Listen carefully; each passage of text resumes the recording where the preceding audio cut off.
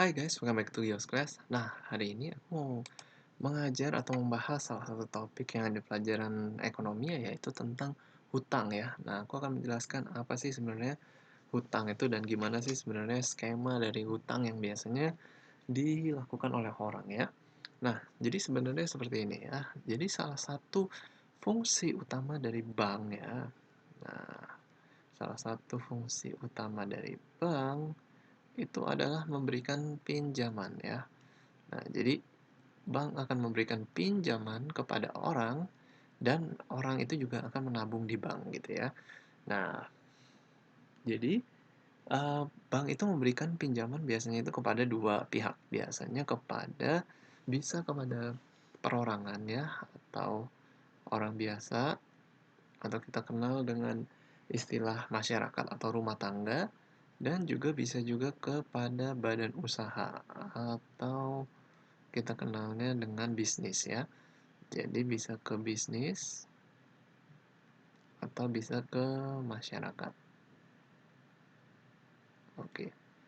Nah, di dalam hutang ya, di dalam hutang itu kita mengenal ada tiga bagian. Nah, hutang itu kita mengenal tiga bagian, yaitu namanya pokok ya. Pokok, lalu bunga, dan jangka waktu atau jatuh tempo ya.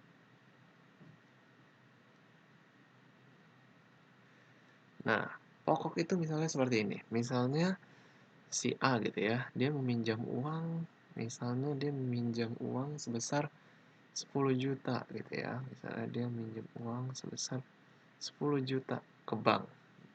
Nah, lalu si bank ini akan meminta yang namanya suku bunga sebagai imbalan ya dari si orang ini gitu ya. Misalnya 10% gitu. Nah, bunga ini harus dibayarkan gitu oleh si orang ini ke banknya. Nah, lalu ada yang namanya jangka waktunya atau jatuh tempo dari hutangnya.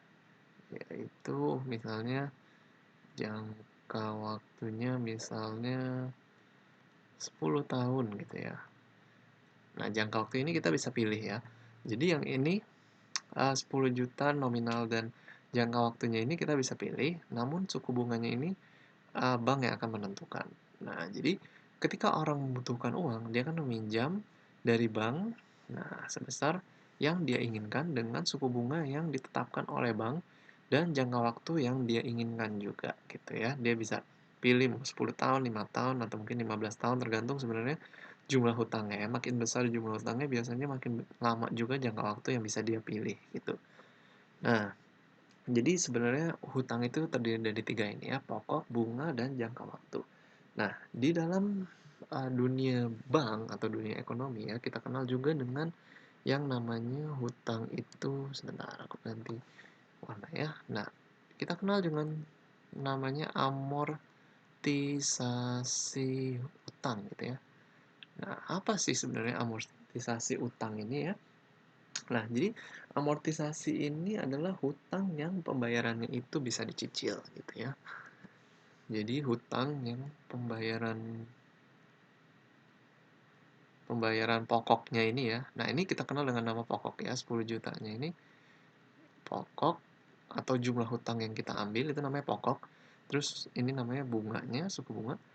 Nah, jadi amortisasi hutang itu adalah pembayaran hutang yang pembayaran pokok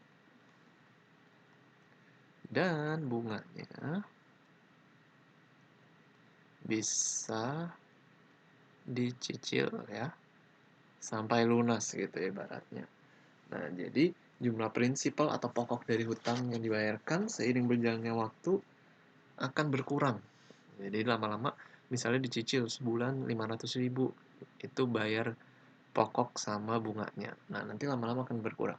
Nah, nanti untuk skema lebih jelasnya tentang amortisasi utang akan aku jelaskan di video berikutnya ya. Nah, jadi ibaratnya ya setiap pembayaran dari jadi setiap bayar misalnya setiap bayar itu setiap bulan itu bayar coba aku gambar ini ya timeline.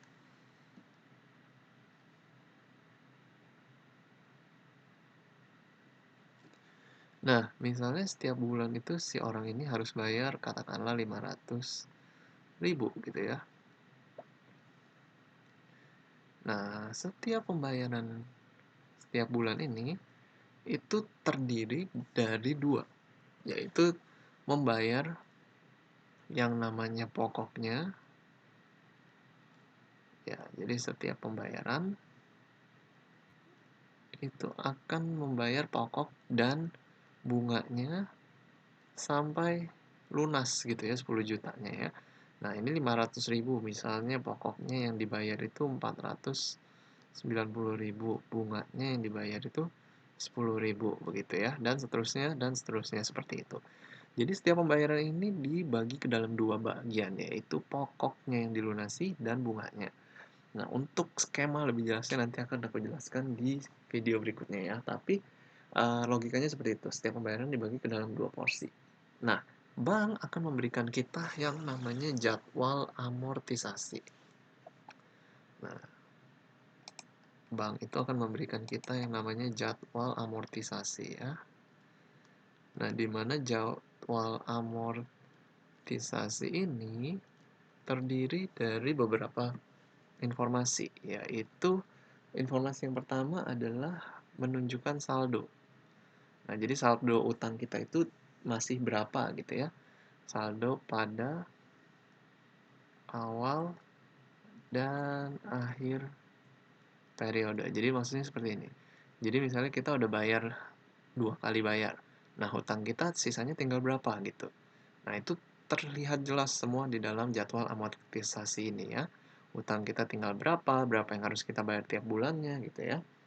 Nah, jadi lalu yang kedua adalah pembayaran yang dilakukan setiap periodenya. Nah, barusan aku udah sebut juga ya. Nah, jadi di dalam jadwal amortisasi yang kedua, informasi yang diberikan adalah pembayaran setiap periode. Jumlahnya berapa gitu ya setiap periode. Nah, itu jelas di situ juga. Nah, lalu yang ketiga adalah pembagiannya. Pembagian berapa untuk bunga.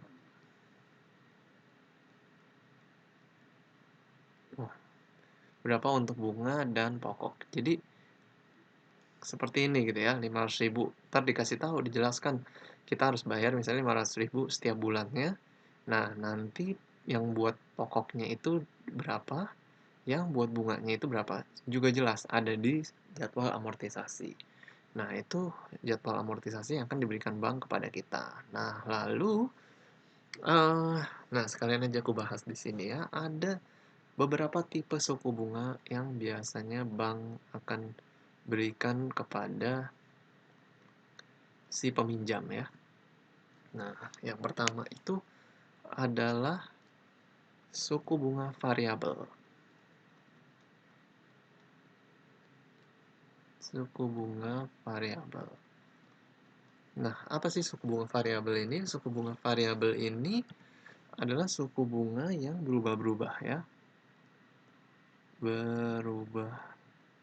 Berubah mengikuti suku bunga yang ada di pasaran ya.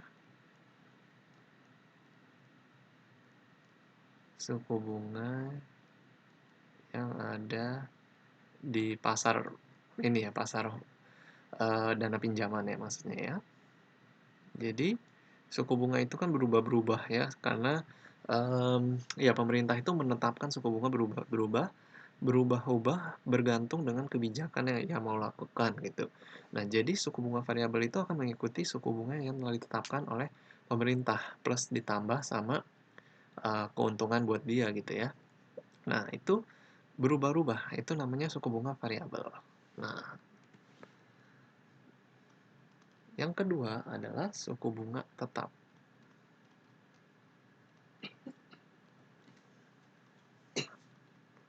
Nah, enaknya kalau suku bunga variabel, kita itu mengikuti terus ya suku bunga yang ada, jadi kita nggak akan merasa rugi dan nggak akan merasa untung juga gitu ya. Nah, tapi kalau suku bunga tetap itu beda. Nah, suku bunga tetap itu tidak berubah atau tetap ya, tetap. Nah, ini biasanya ada jangka waktunya. Biasanya untuk 1 sampai 5 tahun. Biasanya dapat suku bunga tetap. Jadi kalau misalnya suku bunga pasarannya tinggi, tapi kita dapatnya tetap, kita untung gitu ya. Misalnya seperti ini. Misalnya ini suku bunga yang kita dapetin, misalnya 5% gitu. Nah, suku bunga kan naik turun gitu ya, naik turun yang suku bunga pasarannya. Nah, kalau suku bunganya lagi tinggi di pasaran, tapi kita dapetin 5%, kita kan untung ya, kita harus bayarnya 5%, tapi suku bunga yang ada di pasaran misalnya 10%. Nah, tapi kita akan rugi kalau misalnya suku bunganya itu turun ya, jadi cuma 3% gitu ya. Kita akan rugi, kita harus bayar 5%, tapi padahal yang di pasaran cuma 3% gitu. Nah, itu namanya suku bunga tetap ya. Nah, yang ketiga adalah suku bunga honeymoon.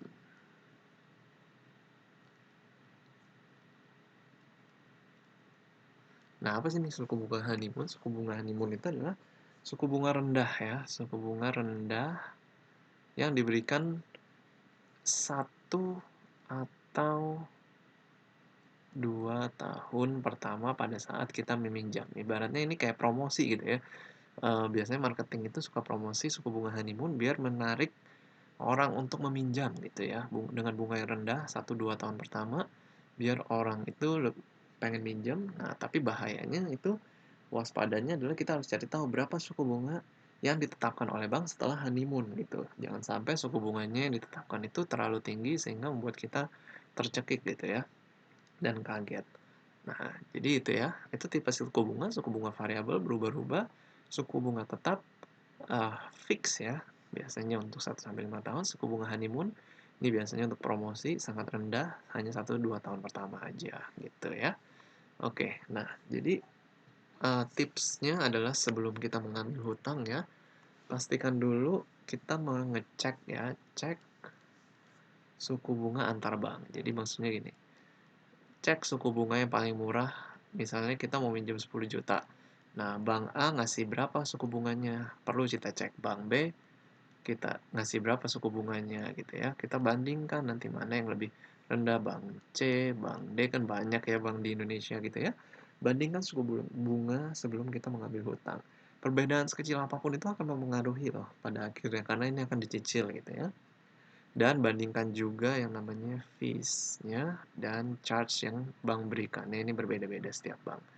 Nah, ini adalah tips dari aku ya untuk sebelum kita mengambil hutang. Tapi pastikan kalau kita mau mengambil hutang, jangan gunakan hutang itu untuk cuman keperluan ya, tapi lebih baik untuk modal usaha. Nah, itu akan lebih baik karena itu bisa memberikan imbal balik kepada kita gitu ya. Dari keuntungan usaha kita, kita bisa bayar hutang kita. Nah, seperti itu aja sih yang aku mau jelaskan tentang utang. Kalau kalian masih ada pertanyaan, kalian boleh tulis di kolom komentar. Thank you guys for watching this video. See you again in the next videos.